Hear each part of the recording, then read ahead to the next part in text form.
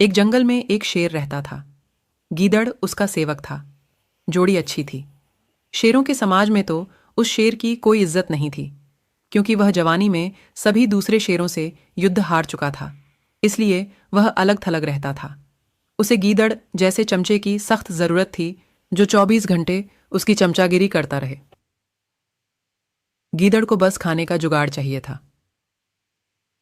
पेट भर जाने पर गीदड़ उस शेर की वीरता के ऐसे गुण गाता कि शेर का सीना फूलकर दुगुना चौड़ा हो जाता। एक दिन शेर ने एक बिगड़ैल जंगली सांड का शिकार करने का साहस कर डाला। सांड बहुत शक्तिशाली था। उसने लात मारकर शेर को दूर फेंक दिया। जब वह उठने को हुआ तो सांड ने फां फां करते हुए शेर को सींगों से एक पेड़ के साथ रगड़ दिया। किसी तरह शेर जान बचाकर भागा। शेर सींगों की मार से काफी जख्मी हो गया था।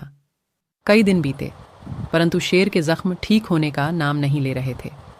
ऐसी हालत में वह शिकार नहीं कर सकता था। स्वयं शिकार करना गीदड़ के बस का नहीं था। दोनों के भूखों मरने की नौबत आ गई। शेर को यह भी भय था कि खाने का जुगाड़ समाप्त होने के कारण गीदड़ उसका साथ न छोड़ जाए।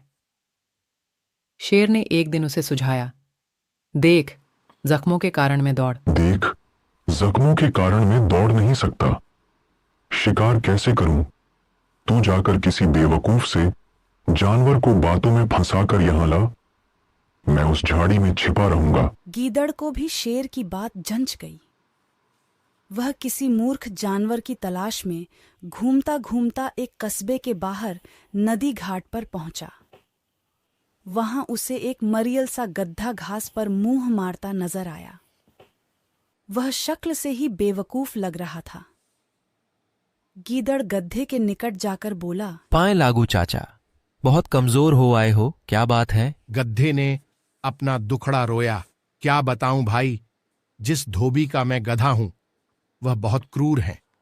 दिन भर ढुलाई करवाता है और चारा कुछ देता नहीं। गीदड़ ने उसे न्योता दिया, चाचा, मेरे साथ जंगल चलो ना, वहां बहुत हरी हरी घास है, खूब चरना, तुम्हारी सेहत बन जाएगी। गधे ने कान फड़फड़ाए। राम राम, मैं जंगल में कैसे रहूंगा?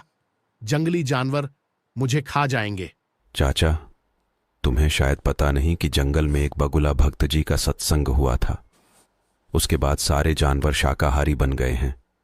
अब कोई किसी को नहीं खाता। गीदड़ बोला और कान के पास मुंह ले जाकर दाना फेंका।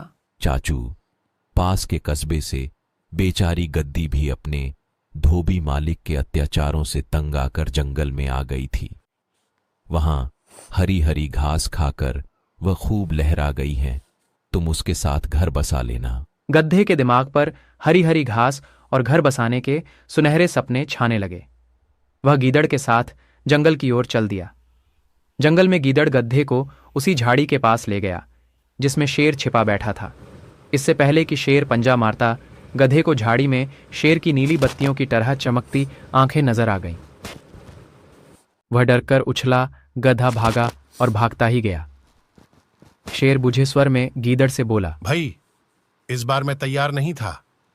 तुम उसे दोबारा लाओ, इस बार गलती नहीं होगी। गीदड़ दोबारा उस गधे की तलाश में कस्बे में पहुंचा। उसे देखते ही बोला, चाचा, तुमने तो मेरी नाक कटवा दी। तुम अपनी दुल्हन से डरकर भाग गए। उस झाड़ी में मुझे दो चमकती आंखें दिखाई दी थीं, जैसे शेर की होती हैं। मैं भागता ना तो क्या करता? गधे ने शिकायत की। गीदड़ झूठ मूठ माथा पीटकर बोला, चाचा, ओ चाचा, तुम भी निरे मूर्ख हो। उस झाड़ी में तुम्हारी दुल्हन थी। जाने कितने जन्मों से वह तुम्हारी राह देख रही थी। तुम्हें देखकर उसकी आंखें चमक उठी तो तुमने उसे शेर समझ लिया। गधा बहुत लज्जित हुआ। गीदड़ की चाल भरी बातें ही ऐसी थीं। गधा फिर उसके साथ चल पड़ा। जंगल में झाड़ी के पास पहुंचते ही शेर ने नुकीले पंजों से उसे मार गिराया। इस प्रकार शेर व गीदड़ का भोजन जुटा।